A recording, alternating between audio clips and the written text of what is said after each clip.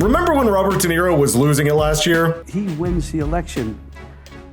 You won't be on the show anymore. He'll come looking for me. His meltdowns were nothing short of spectacular, and he quickly went from a legendary actor to America's laughingstock. But democracy people take for granted. It's a word that some people don't even understand. They take it for granted. It's about right and wrong. And that's why today we're sharing moments of pure wisdom from De Niro himself. Just watch closely so you don't miss any of it. So why is Trump winning? I mean, the New York Times poll this week came out, and maybe this will change it with the State of the Union address, but Trump was beating him rather soundly. It was quite a warning light, 48 to 43, also winning way more among women than he had before, winning outright Latinos. What do you attribute that to? I don't know. I just don't want to feel the way I did, and many of us don't, after the election in 2016, where we couldn't believe that it happened. The guy is a total monster. And anybody, I don't understand it. I guess they get behind that kind of logic. They want to with people, screw them, because they're unhappy about something. He's such a mean, nasty, hateful person.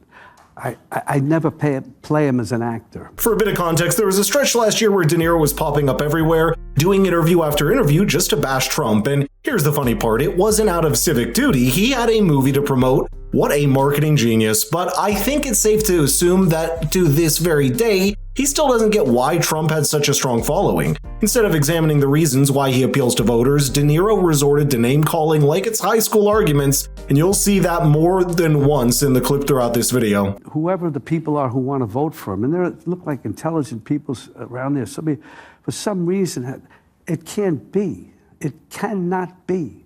If he wins the election, you won't be on the show anymore. He'll come looking for me. There'll be things that happen that none of us can imagine. That's what happens in that kind of a dictatorship, which is what he says. Let's believe him, take him at his word. Now, to be fair, ever since Trump got elected, some pretty unimaginable things indeed happened. For instance, he took Bill away from his show and invited him to a dinner at the White House. Mind you, no Democrat president has ever done something similar to their critics. They didn't even invite Bill to such an event, even though he's a huge supporter for them his entire adult life, giving him a lot of money. Another thing is we're almost 3 months into Trump's second term, and I'm yet to see a single TV show getting canceled. For a guy the media swore would bring about a dictatorship, things are looking pretty normal. The people who somehow think he's going to be the answer to their prayers, whatever those are. Did you know God him knows. when as fellow New Yorkers? Never wanted to know him. Never wanted to? No. You must have crossed... He was an idiot.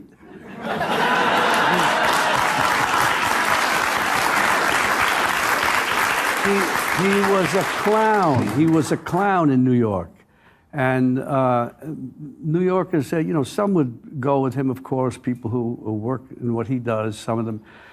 But it's just, he's a classic bully. If you had a schoolyard and he walked in and he had his bully friends around, the other people decide whether they want to oppose him or they want to let him just tell him what to do and own the schoolyard or the basketball court or whatever it is.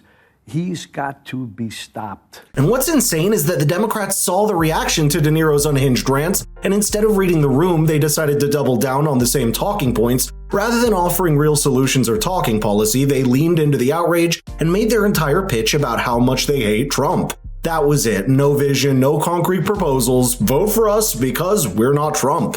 That was their entire message. By the way, notice you haven't liked the video or subscribed to the channel yet, so what are you waiting for? Now, in another appearance on MSNBC, Robert made some weird arguments about the concept of democracy, so let's hear his definition. And what he says is what it'll be if he becomes president. Do you think our democracy is at risk in this election? I think that it is. I always keep saying democracy is great, of course. But democracy people take for granted. It's a word that some people don't even understand. They take it for granted. It's about right and wrong, period. The guy's a monster. It's beyond wrong. It's almost like he wants to do the most horrible things that he can think of in order to get a rise out of us. I don't know what it is, but he's been doing it, and it's scary. Are you Excuse my French. Well, excuse my English, but the way you described it, Mr. De Niro, doesn't sound all that dramatic to me. First of all, who exactly hired him to think for the rest of us? He's trying so hard to come off as some deep philosophical thinker, but all he's done is be a high school dropout who spent his whole life in Hollywood. Acting in mob movies doesn't really make you a political sage. Watching him carry himself like some all-knowing oracle is laughable. He even tried to gaslight conservatives for supporting Trump during an appearance on Jimmy Kimmel's show and kept going on with these same emotional arguments that have zero substance. Big group of people in this country who believe that he cares about them. I am totally dumbfounded, baffled by that. I can't understand it. And it's a thing that we've seen over decades and decades. And he's a what's it, Tammy Faye and the other one? Yes. It's the same thing, give us your money, we're going to save you. Yeah, televangelist. Yeah. It's just the same thing. And it's so obvious. I just don't understand people could buy it. And shame on those Republicans that don't have the nerve, the balls to go after him. What do they tell their kids? What do they tell their grandkids later when it's written in history books what their role is and what they did, and they allowed him to do this? He's an outright criminal. And like I mentioned earlier, De Niro spent his entire press tour going after Trump, turning every interview into a political rant and alienating half of his own fan base in the process. He couldn't seem to grasp that people were fed up with sky-high inflation, wide open borders, and crime running wild in major cities. When it was all said and done, De Niro was the one left shocked as the people voted for the common sense candidate, and just to top things off, he even got trolled at one of his recent movie premieres by none other than Jason Scoop. Bobby, it's your favorite president. I forgive you, Bobby, for being such a loser about the election. It's not your fault you were born with a low IQ. It's not your fault, Bobby. Believe me. Bobby, your favorite president won. Kamala lost. She lost so strongly. You were wrong. You're a loser. You're a total loser. This show sucks. You're going to get low ratings, Bobby. You're going to get low ratings. Look at that. From raging bull to raging nobody. Such a disgrace. You're such a disgrace, Bobby.